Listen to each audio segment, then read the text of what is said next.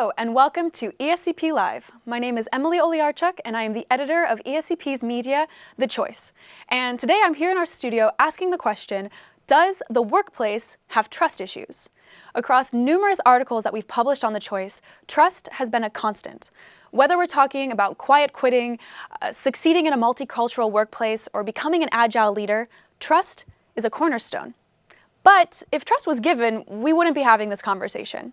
So to quote Lady Gaga with just a little bit of paraphrasing, trust is like a mirror. You can fix it if it's broken, but you'll still see the crack in the reflection. Now, when it comes to the modern workplace, is trust more fragile than ever? And if so, what can we do about it? To answer these questions, we've brought together three experts from the ESCP community who represent our European footprint on the special occasion of this year, 2023, we are celebrating the 50th anniversary of ESCP's unique European model. So here with me in our studio in Paris, representing the Berlin campus, we have Kerstin Alfes. She is a professor of organization and human resource management, and she was recently nominated among the top 40 leading HR minds in Germany by the HR service provider Hof. Now, in the other corner, we have Ben Voyer. He is a professor of behavioral science at our London campus, and he also leads the Turning Points Chair and Gen Z Observatory in partnership with Cartier and HEC. So, thank you both so much for joining me. I am also pleased to share that we will be joined later on in today's event with ESCP alumnus entrepreneur Leonid Goncharov, who is the co-founder and CEO of Work & Go, as well as the founder of the popular French co-working space Anticafé. We'll look forward to having him on the plateau in a little bit. Now, thank you again both for being here. And before we dive into why trust matters and how we can actually cultivate it, I thought it would be good to set a common ground floor on what trust is and what trust looks like in the workplace. So, Kerstin, I was hoping that you would share with us your definition of trust. Great, thank you, Emily. In my work, I work with a quite universal definition on trust. And for me, trust is the willingness to be vulnerable to the intentions and behaviors of another person. That means if I trust someone, I take the risk because I do not monitor that person's way of behaving. I do not provide a safety net. I trust that that person will have good intentions towards me. And I'll take the risk that things might also go wrong. Great. Ben? Yes, I think when we look at trust, we have to look at what trust is, but what trust is not and implies. And I think when we don't have trust, we have distrust. And for someone to be in a workplace and be trusted, that means to have confidence that what they do will be judged in a fair way and in an impartial way. So I think all of these aspects make what trust is in the workplace. Great. And those are broad lines of generally what trust is, but what are the building blocks, getting to the individual traits that allow someone to be seen as trustworthy, but also to be capable of trusting others? Because it's not as easy as it might seem. Would you like to bounce off of that? Sure, Emily. I think that there are a few things that can make you look trustworthy. There's some personality traits that maybe we can associate with being trustworthy. If in a cultural context you're expected to be on time, if you're on time, you're respecting the culture, but that's also a sign that, we can trust you because you are behaving in that way. And generally speaking, being someone that can understand cultural codes and act within these cultural codes is a building block of trust. That if you take trust from an evolutionary psychology point of view, why do we need trust? We need trust because it is essential for survival of the individual. Now, in our societies, trust, apart from certain cases, is not so much about proper physical survival, but it is about being able to do more and work together to achieving more. So if someone shares the codes and the culture, that means that you're more likely to be able to get things done with that person and to start with a trust basis. Would I be right in saying that as humans, we're kind of uncomfortable. We are uncomfortable operating in uncertainty. So an aspect of trust in general is just consistency. Is someone being able to understand and anticipate what you might do because you're consistent over time? Yes, absolutely. Reliability, consistency are very important building blocks of trust. Generally speaking, it is about expectations. If I know that when I ask you something, I can expect it to be done in a way that is acceptable, then I will trust you. If every time I ask you to do something, it's done or not done, or when it's done, it's not at all what I expected it to be, then that means I have a trust issue. And then I might start including in my request that you show preliminary version of the work, and that's when distrust, mistrust starts kicking in. It's really interesting. We'll note to come back to that on setting expectations, because I feel like that's going to probably come up in your answers later on. Kerstin, would you like to share for you what are some of the building blocks of being trustworthy and also capable of trusting? For me, one of the key building blocks is being authentic. So I find that being authentic, showing who you are, for example, as a leader in the workplace, not pretending to be someone different or not pretending to do something that you're not really believing in, being a good role model. I think these are, for me, key building blocks of trust. And this is something that I believe also employees realize quite quickly when it comes to, do I trust my leader? Does that leader walk the talk? Does he or she actually follow up on what they have told us? And therefore, authenticity for me is a key building block of trust. That makes a lot of sense with the work that you do at ESCP, and I'm hoping that you'll bring that in later in looking at inclusion and diversity.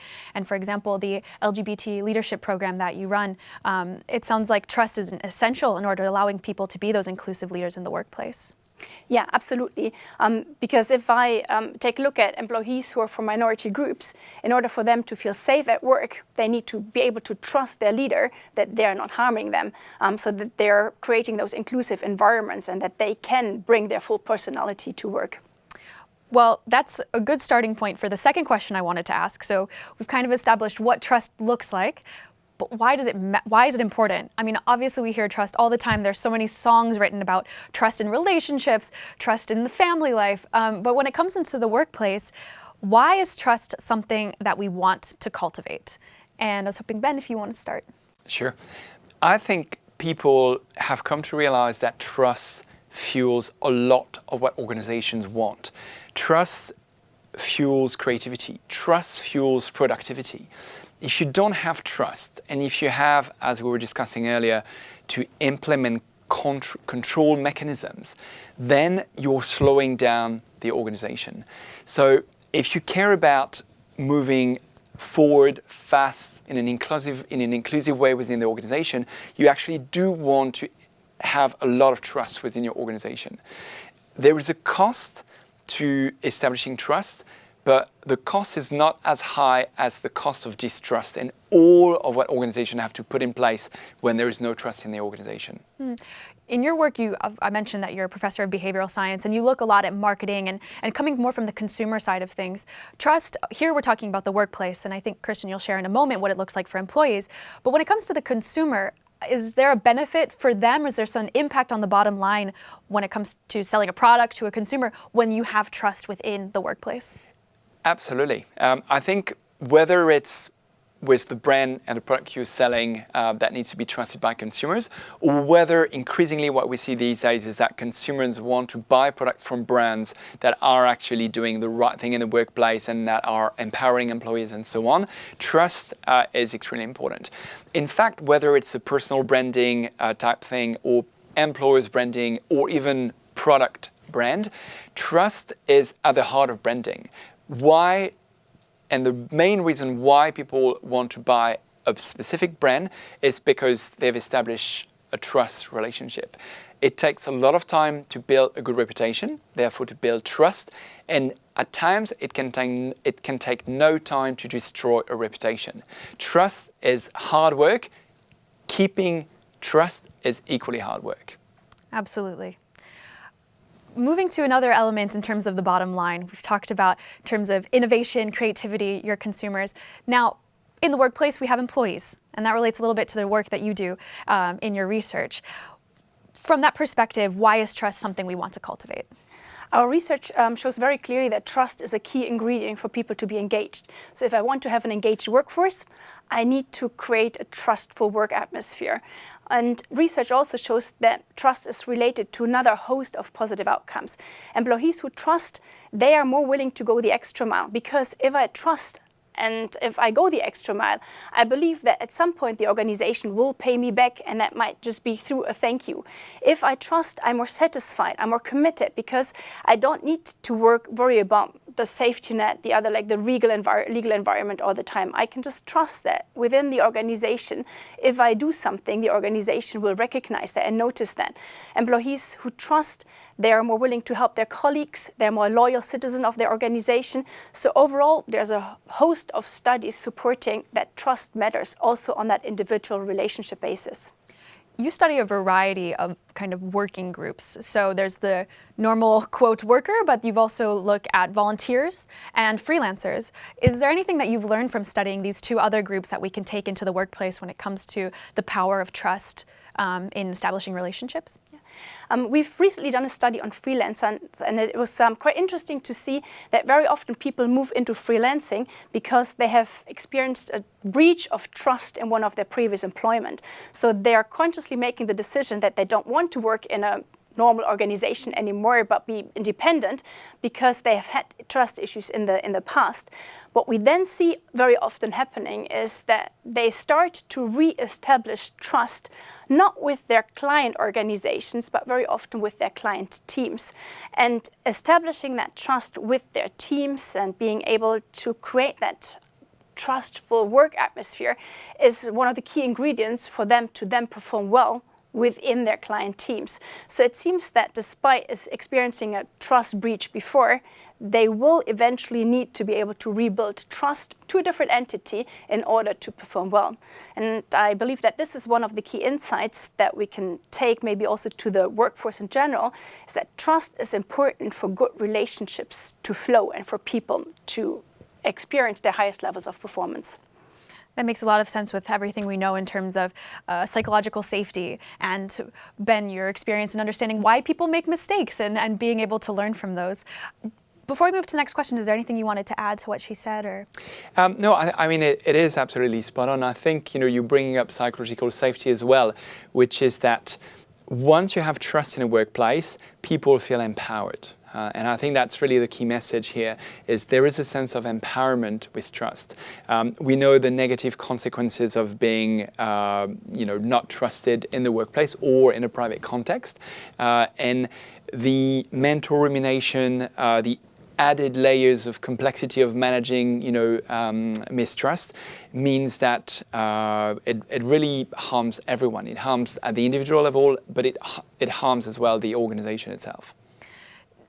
I'm wondering, is this requirement of trust in the workplace, or this kind of recent focus on it, something that's specific to this generation or the new generations coming into the workplace, or has it always existed? I'm just going to bring up a brief reference. We spoke with Professor Leonid Goncharov for a white paper from our executive education department recently on what it means to be an agile leader. And she said something along the lines, to ensure millennials and Gen Z engagement, the leadership style used by top management must be adapted, moving towards a partnership based on trust and empathy, where the leader becomes a kind of coach or mentor.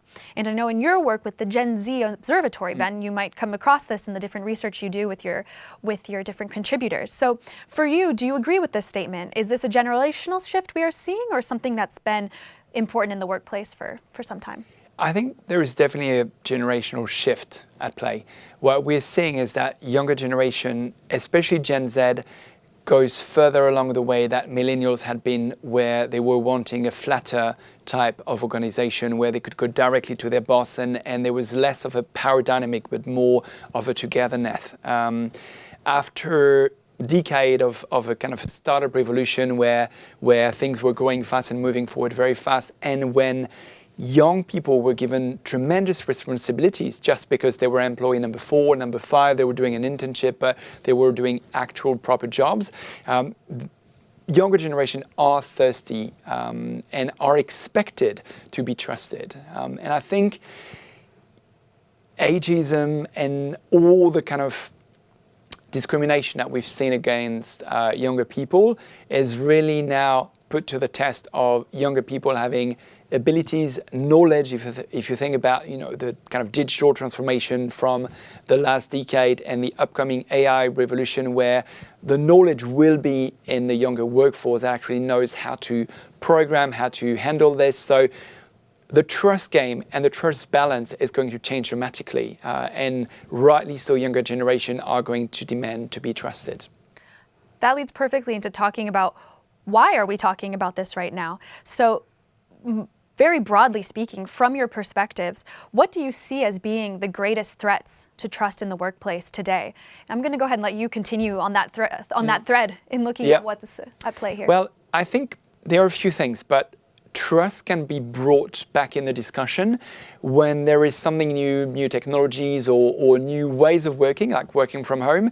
And suddenly we're back to our kind of ancestors' reflexes of, should I trust that context, that person or not? And I think with working from home, it was very interesting because it was sort of telling you a lot about the company.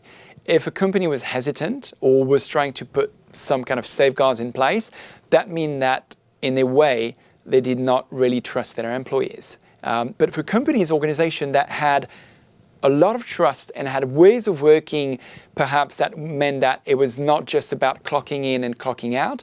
Working from home was obvious, and they carried on doing that.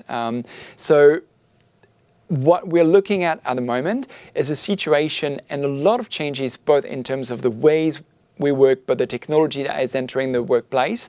That means that it's going to be the acid test of who's really an organization that's built trust and which organization hasn't. Similar to a lot of what we're talking about in terms of AI. Yep. People, it's not AI that's going to replace you, it's going to be the people who know how to use it that do. So it sounds like those who know how to really harness that trust are going to go above and beyond. Absolutely. Great. I mean, obviously, we're going to come back to some aspects of that because there's something in regards to hybrid work that I'm very curious about. But before we get there, when we're in the workplace, we're not just operating in a vacuum. We exist in a society. We exist in a political and social context. From your perspective, Kerstin, what are some of these challenges that we see threatening trust in the workplace?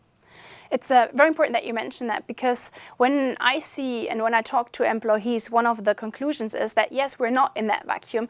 And a lot of things that have happened in our maybe social space in recent times have fundamentally questioned people's ability to trust. So we've had political crisis. We have a war in Europe. We have had a big pandemic, which basically led people to challenge their trust in health systems. And we've got lots of corporate scandals that have happened over the previous years, which, because of media attention, become much more knowledgeable to the wider public. So from my experiences, people generally have a hard time trusting, or a harder time trusting compared to what we've seen maybe previously. And that all influences how employees experience trust in the workplace. So on the one hand, we have a situation where trust is overall challenged outside work, at work. But on the other hand, maybe there is also a good opportunity for organizations that Ben has just described to help employees rebuild trust and then generate maybe somewhat of a positive spillover, because they are able to build trusting relationship at work, and that maybe because of that restores their overall trust in society, in institution, in a political environment, in the world that we are living in. It sounds like if we work on establishing exactly these same qualities that create trustworthy employees, that can bleed into our day-to-day lives and have a similar impact in our other relationships. Hopefully, yes. Yeah. That's great. And it reminds me of an article we recently did around toxic colleagues, where you have the opposite negative effect, but you can see it's rarely, the way you act at work is rarely so different from the way you act in your personal life. So it's important to be kind of looking at these both at the same time. Yeah. I'm hoping you'll be able to help us have some tools that we can use both in the workplace, but maybe in our personal lives.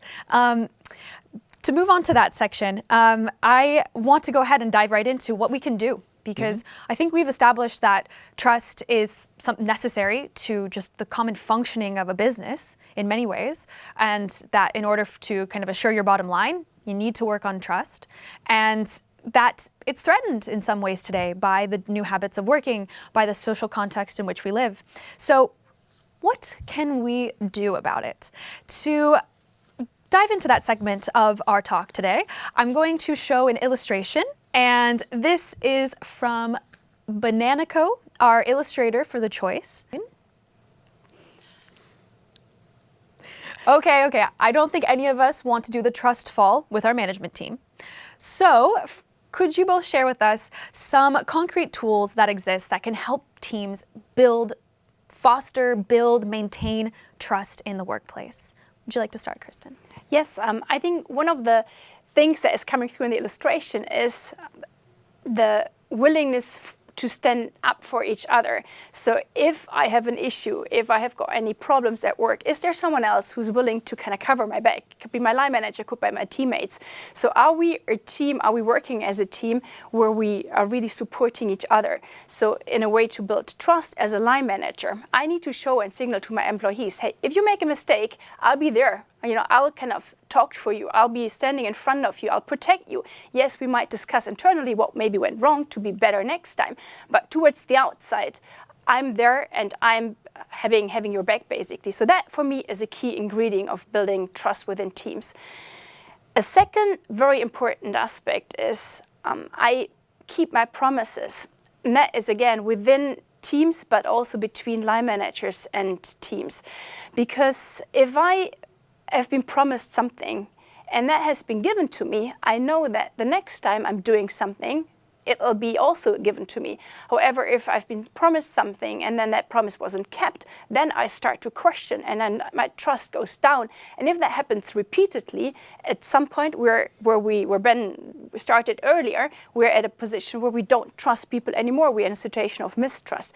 So promises and expectation, clear management of promises and expectations, and having someone else's back are two very important strategies for me that help to build a climate of trust within teams.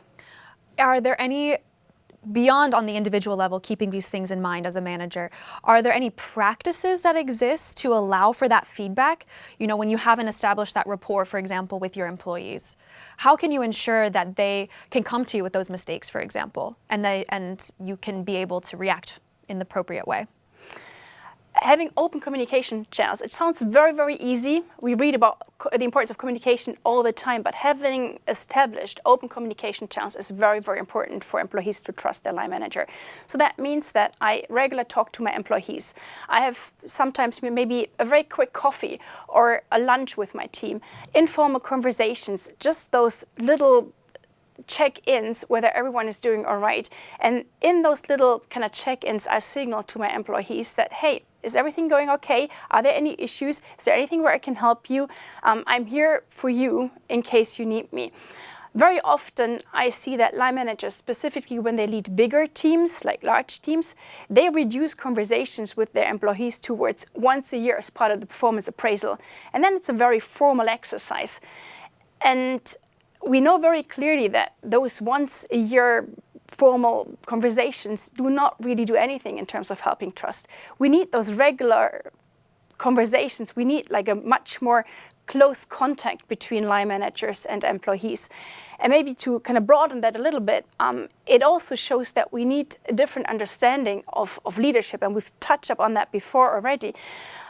Traditionally, leadership would be, I'm the hero, I've got the charisma, I've got the ability to decide, I know everything, I will kind of take the lead and I'll go front end. We see that a shift is needed towards enabling others, showing my employees opportunities for them to shine, being honest about weaknesses, being honest about strength that I have as a leader, and putting the team more at the center.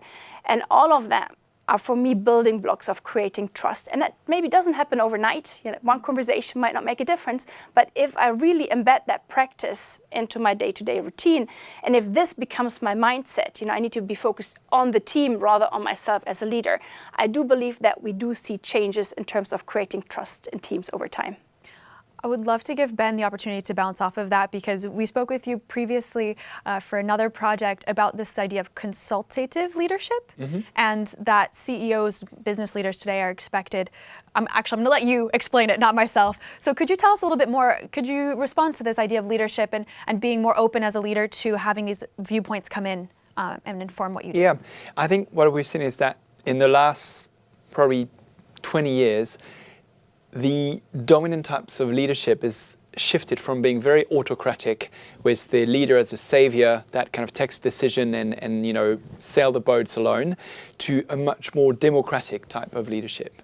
And democratic leadership is about including others into the decision-making process. It's about surrounding yourself with experts when you're not a subject expert yourself. So that's why, for instance, when we're talking about on another project on the importance of, if you're unsure about the ESG strategy of your company, you just need subject experts, because you're not going to be able to be an omniscient leader that knows all about this. So that's in that context that you need to have a much more participative style of leadership. But it also brings another point, which is that showing humility as a leader is a very good way to build, paradoxically perhaps, trust into yourself as a leader and into the organization. Long gone are the days when people expect the leader to be perfect and flawless. People actually will find suspicious and therefore less likely to trust someone that looks perfect. That makes a lot of sense, and leads me into the buzzword I mentioned earlier in our chats that I'm particularly interested in, and is one of productivity paranoia. So in a recent study by Microsoft, they found that 85% of leaders say the shift to hybrid work has made it challenging to have confidence that employees are being productive. And that's despite the fact that the majority of employees say that their productivity has not changed. And even studies of the data from the different Microsoft tools don't show any fall in productivity. And I kind of wanted to get your thoughts on what this productivity paranoia, where this is coming from, and what as individuals, as leaders who are adapting to this new form of leadership, can do to avoid falling into the traps of productivity paranoia. And would you like to start? Yeah, I think what we've seen with the working from home revolution, if I may call it that way, is that it puts a big, almost existential question at the center of the table, is why are we at work for? And what is the meaning of what we do at work? We've seen that already started with COVID and the pandemic, and people putting meaning above a lot of the mechanical things that we used to do. But I do think that, the working from home dramatic changes of the last kind of 18 months mean that we need to question, why are we an organization? Why do we need people in the organization? And what are the kind of tasks that links everyone? And I think some organizations have an obvious answer and other organizations do not have an obvious answer. And there goes the question of trust. If you don't have an obvious answer, you're going to try and build an organization on the wrong foundations. And the wrong foundations are foundations where you have to do things, but you can't explain. So you have to be in the office, but you can't exactly explain why. Or you're going to have to quote people that says that, you are slightly more productive when you do this or that. But it doesn't solve the big question. Do I need to be in the office? Why do I need to be in the office? There are research, there are answers to these, for instance, looking at the type of tasks that we do better in remote context versus in a face-to-face context. But I think a lot of organizations have just followed a model that has been around for decades, if not centuries, where we all work in the same place, and that's the way and the only way to go. And in an ironic twist, we've never really harnessed the potential of the internet for remote work until we were forced to. And that's what a lot of other colleagues have been saying, is that we've kind of leapfrogged dramatically with COVID because we were forced to just reinvent the way we are and the way we work. So I think this question of productivity paranoia is there at the moment because we are in a new context with the old tools and maybe the old mindset. But as the mindset changes, productivity paranoia will maybe still be around, because there is still a sense of, if I'm an employer, am I getting most of what I could get from my employees? Even though that's kind of, again, a very 20th century way of thinking about employees. But as the mindset changes and adapt to the current context and technologies, I think productivity paranoia will be largely behind. Sounds like it's a phenomenon we're dealing with because this is a major point of transformation. And that to work on trust, it kind of goes back to the ground floor of understanding, why do we do what we do? Yes. That's right. Great. Now, unfortunately, we're still in this context. So employees are still operating with paranoid managers or vice versa. So what can we do to, as an individual, say, let's say I have a paranoid manager, but I feel like I'm getting my work done, I meet all my objectives. What can I do to build trust with my management? And feel free, I didn't give you the opportunity to answer that first question, so you can bring in any type of other tools as an individual you can do to be perceived as trustworthy, to be trustworthy, and to operate in this context that we have before us. Would you like to start on that? I'd like to make one point that I feel is important. I mean, trust goes both ways, right? So we've discussed the managers that have a productivity paranoia, and there are, I'm sure, quite a few out there that fit into that characteristics. At the same time, we also know that many employees are more productive, some aren't. So some are not more productive when they are in the home office. So when we talk about how we manage those relationships, the first question that I think is important that we ask is, are we looking at employees who are actually more productive working from home, or are we looking at employees who might actually be better off being in the office? And if I feel that I'm better off working at home, that I'm much more productive at home, then in a conversation with my line manager, maybe the first thing to find out is, why is the line manager wanting me to be in the office? Maybe the line manager has had bad experiences before. Maybe he has led a team before where people just weren't more productive. Maybe also the line manager has a mindset that is not fitting into the new context. Maybe the line manager is just a person that is not very risk averse and just generally low on his or her propensity to trust others. So having that conversation and maybe finding out a little bit more, why am I not trusted to work from home, for me is a first important step. And then little by little often helps. So maybe I can negotiate to have a day from home. Maybe then I can demonstrate that I'm there, that I'm contactable, that my line manager can reach me, that I do the work, that I am productive, to restore the image of it is better to work in the office compared to being from home. So step by step, little by little, I feel often helps after having had an honest conversation. Yeah, coming back to what you were saying before, you have to have the open communication to set expectations on both sides. Yeah. Would you like to add anything? Yeah, perhaps building on what Kerstin was saying, trust is a bit like power in the sense that it's the property of a relationship. So you're not trustworthy per se, you're trustworthy in a certain context with certain people.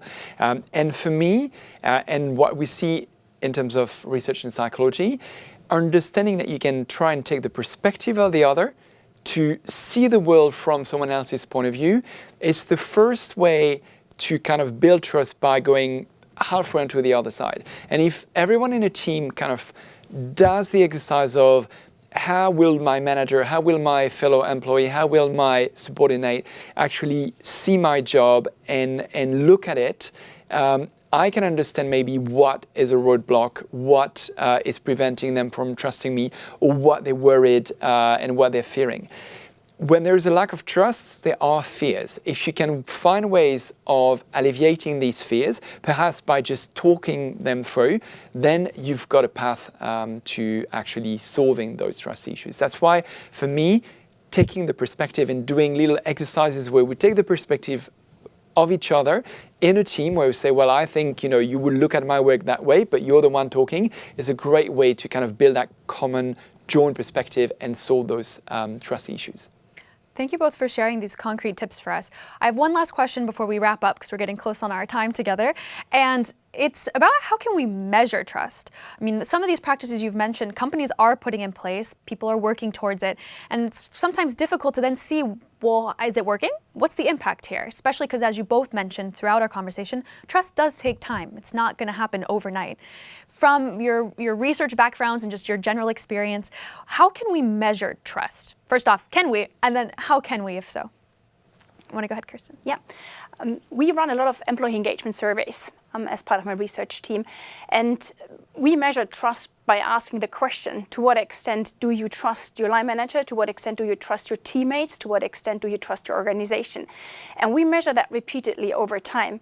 And then we can see a trend whether trust in a team is increasing, decreasing, and we can see whether there are any correlations with maybe a change in line management, a change in HR policies, and change of job structures. So we can actually see, does trust change over time. Therefore, surveying employees, asking employees is a very valid way of actually finding out whether trust is there or not there, and also whether there are any fluctuations in trust. Sometimes when we've got pockets in the organization where trust is particularly low and management is interested in improving trust, what we do is we go in and talk to employees, like in focus groups, protected, anonymous, and when we ask, hey, compared to the rest of the organization, in your little pocket, trust is really, really low. So what's going on? And then we really find out and dig deeper to see what might the root cause of the trust issues. And therefore, for me, yes, we can measure trust. And again, talking to employees now on a broader scale is one legitimate way forward to measure trust in organizations. Great. Yes, and perhaps to try and give a complementary answer to Kerstin's one. You can measure trust at an explicit level with questions and as you do it and employee satisfaction surveys. But if you're really connected to your employees, you can find implicit ways of assessing trust. And you might look at things such as tenure in the job, for instance, to see whether people stay in the job. You might find a lot of smaller behaviors that may signal that you have a trust issue. Trust is one of the root of many problems in an organization. So the manifestation of a lack of trust might be explicit. It might explicitly be showing in surveys, but it might also be done in certain ways. So maybe employees are going to start sending more emails because they want to document things, and they've been caught off guard by saying, who confirmed that, or why did you make that decision? And so they want to start, backing themselves up with evidence. And so you have a lot of beyond the kind of attitudinal, yes, I trust, no, I don't. To what extent? 1 to 7, 1 to 10, you name it. There are a lot of implicit ways, behavioral ways of understanding whether you have trust in the workplace or not. Great. Well, it gives us two angles that we can take, both from looking at these maybe more big data or micro ways of seeing, how these interactions are taking place. And once again, coming back to what you were saying, it's not easy because we don't even do it sometimes in our personal relationships, but that open communication, that mutual setting of expectations. Great. Well, thank you both so much for joining us here and for sharing your perspectives on trust in the workplace and helping us kind of get this theoretical but also very practical view on why trust matters and what we can do about it. Thanks for having us. Great. Now, it's one thing entirely to talk about the theory of trust and what trust looks like in the workplace, and another thing entirely to put it into practice. So to dive into how we can actually apply trust in building a business, in constructing our teams, I'm excited to welcome ESCP alumnus Leonid Goncharov to join us on the stage. Great, so excited to have you here, Leonid. As I mentioned at the beginning of the show, Leonid is the co-founder and CEO of Work & Go, as well as the founder of the popular French co-working space Anticafé. Leonid is also the co-president of Ensemble Ukraine, a nonprofit organization dedicated to supporting the resilience of Ukraine in the war with Russia. Hi, Leonid. Thank you for agreeing to come into the studio and share your experience with us. Now, in reality, what I just said is very quick explanation of everything you do, which is quite a lot. So I was hoping to give you just a minute or two to give us a quick update on your various projects, what inspired you to start Anticafé, and where you're headed now with your new endeavor, Work & Go. Sure. So first of all, thanks for having me here. It's a pleasure to come back to ESCP, I think 10 years later.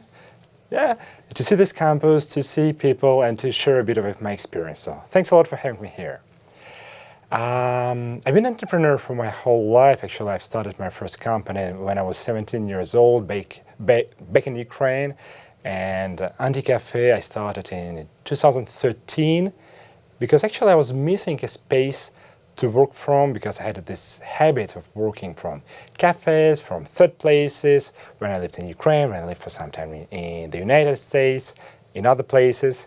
But in Paris, actually, except ESCP library, the only place that I could work as a student were Starbucks and McDonald's, basically not the places done for that. So I decided to build one, which became Anticafé, a mixture of a cafe and a co-working space. Very flexible, accessible to everyone, a community place which we managed to develop in 6 different cities, 2 countries, with over 1 million clients that we served during 10 years. Wow. And I sold the company the last year, and a few months later I've started a new company, Work & Go, that you've just mentioned, with my ex-employee, which was the COO of Anticafé, which became now my partner.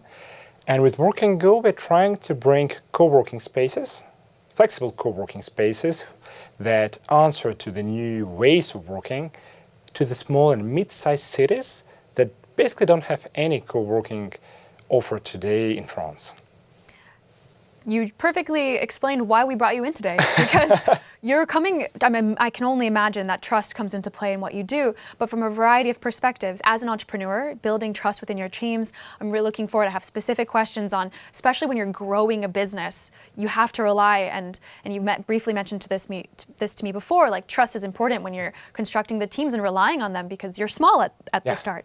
But then you also see trust, I'm imagining, and I'm hoping you can tell me more, with the people that are coming through your co-working spaces and your hub for the hybrid workplace and the remote work movement. And we've previously had the fortunate opportunity of speaking with you for The Choice about hybrid work and your vision of this. So thank you once again for being here. And I'm going to just dive right into talking about trust with you. And as I did with our professors, I want to start with, in the context of the various hats you wear, whether that's managing your volunteer organization or running your businesses, how do you define trust? How do you experience trust in these different roles? The thing that it's always in common is values. The values that you share, the values that you communicate, but the way you feel it, the way you live it is very different from case to case that you've described. So let's start from me as an entrepreneur, as a manager. In this case, for me, trust towards my employees, I would say probably the knowledge is a trust that they will do their best for the company, that they will do what they will say what they do, and they will let me know when they have a problem, which basically means that they will be independent, responsible for their part of work. I think for them, for the employees, towards me, towards other managers, trust means knowing that they will be supported when needed, that the manager, the company, gonna work for their interests, for their promotion, their learnings, their personal values. Then that there is trust from the clients towards the brand, towards Anticafé, Work & Go. And I think it's also about the values that the company is doing what it says, especially today. It's very important in terms of climate, social responsibility, environmental responsibility, that what we are saying, because many companies are saying that they're doing, that it corresponds to what they're really doing. And also trust to the quality of the service, of the product, because if we trust, we use it much more often, and we will choose this company that we trust to, comparing to the one that we have doubts about. And I've recently discovered also trust in terms of NGO. Actually, I've never worked in NGOs, associations in France before the war in Ukraine. And I've discovered this huge trust of the people who are giving their time, but also their money, their resources to us. And here they trust us that we'll do the best thing possible, they find the best use for their money, for their donations to help, in this case, Ukraine. That makes a lot of sense, and it's interesting to see how several of the things you mentioned link back to also what our professors have talked about. And Kerstin, she brought up, studying volunteer organizations and how, especially when there's no financial transaction happening in between you and your volunteers, trust and creating value to mutual value is essential. I think financial transaction is something that helps because we need finance, we need money to live, but this is not the reason why we choose our employers. At least this is not the first reason. This is not the reason why we choose again companies, services. I think it's usually based on the trust, usually based on the values, and then financial conditions come around. That makes sense. And you mentioned some of the different challenges to trust that can occur. And I don't know if you recall, we spoke earlier about the hybrid workplace that we live in. I don't know, for Anticafé or Work and Go, your employees, do you all work in the same office, or do people kind of? And naturally were spread in different locations because every Anticafé had its own team. Yeah. We had 14 locations, 6 cities, 2 countries, which means that we have 14 different teams, but also the central team. So we had this obligation to work in a hybrid way before it became something talked about with the COVID.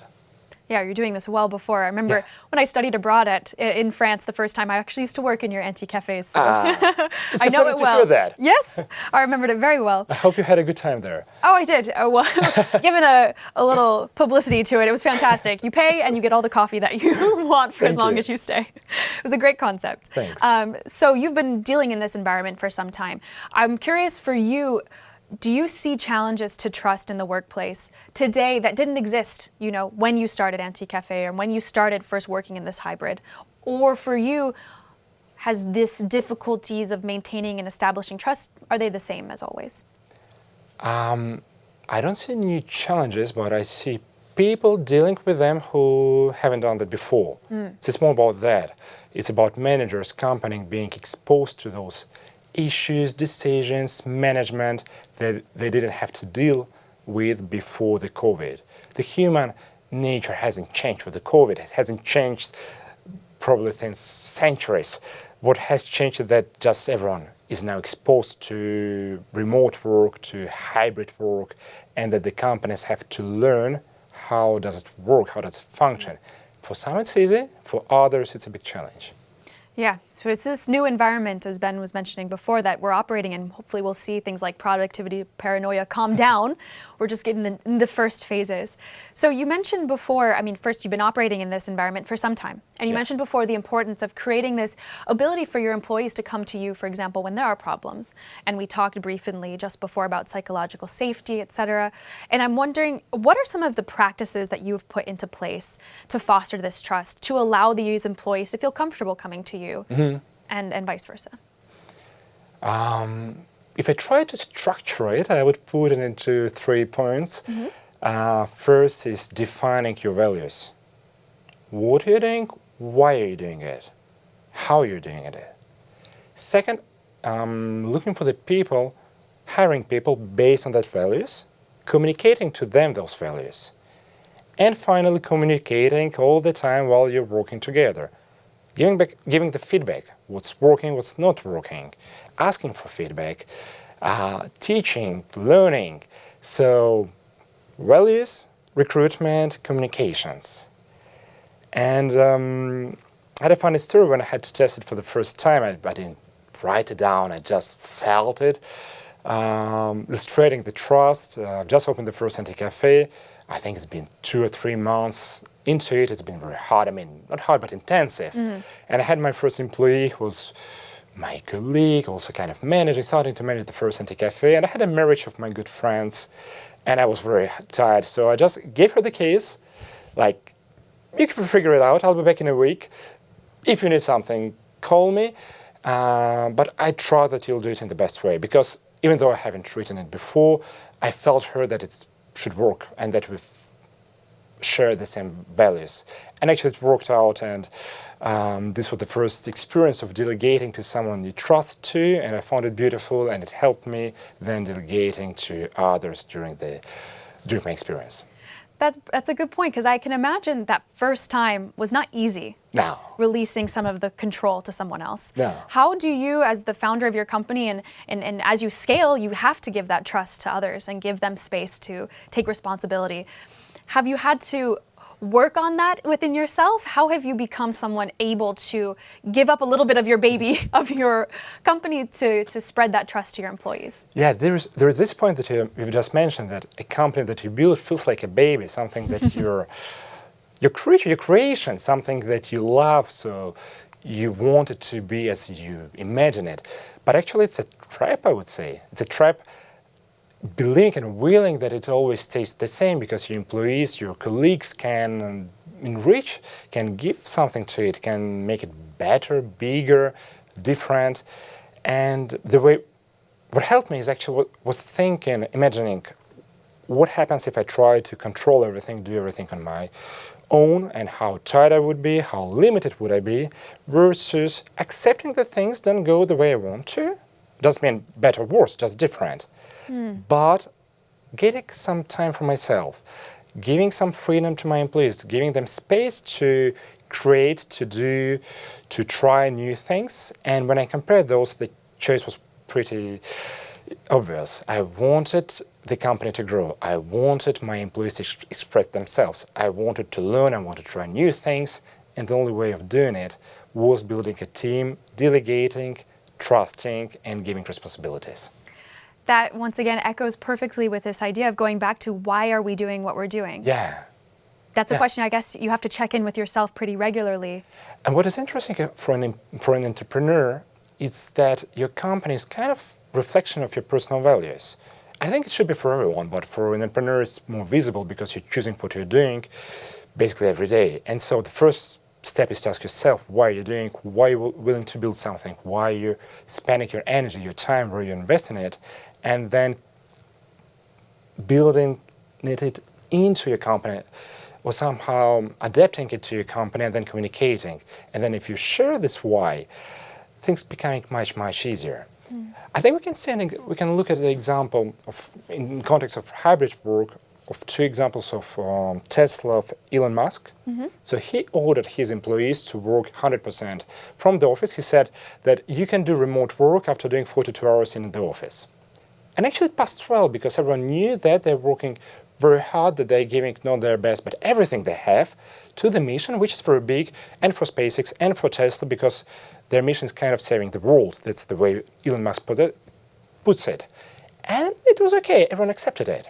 And now when Google is trying to do the same thing, makes not even come 100% to the office, but partly come back to the office, it's much more complicated because this is different comparing to the values that were communicated to the employees during the years, actually from the moment they were hired. And so I think it's not that much about what you're doing, but being coherent in between what you're doing and what you've promised and what you've been communicating. Great. So unfortunately, you're an entrepreneur, so we don't have that much time with you, have new projects to head out and work hard on. So we're going to finish up with just two last questions. The first one is about something I saw recently on how it's difficult to prioritize trust when you're in survival mode. And I can only imagine as an entrepreneur, when you're just starting out, you're bootstrapped, you're trying to put two and two together to make your business grow. Why is trust something that you should put effort into? What would be your tips for entrepreneurs in relation to that when you're just starting your business in establishing trust in the most efficient way possible with your employees? Honestly, I would disagree with you. From my experience, when you have a crisis, trust comes naturally. You move fast, you know what you have to do, what you don't have to do.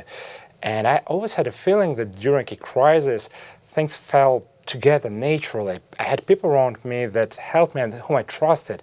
It was much more complicated when I started growing, when I had people on distance, when teams were getting bigger. And during the COVID, which was the biggest crisis, honestly, we've became smaller team, much closer, and we didn't have any issues with the trust. So actually trust was easier when you were small. It's something that you challenged as you grew. But it sounds like if you start from the beginning with those values, trust builds naturally and it allows you to be resilient. Yeah. That sounds right. Absolutely, absolutely, yeah. Great. Now, the last question is one we asked before, and I want to get your perspective as well. And that is, okay, so we talked why trust matters, some of the things we can do to establish trust. How do you measure trust? How do you know if these efforts are working? I've missed the answers, unfortunately, so I don't know what was said before me, but I wouldn't measure the trust. I would measure the results of it. The trust is kind of like motor oil in the engine. So this is not what you're doing. What you're doing is the car moving forward.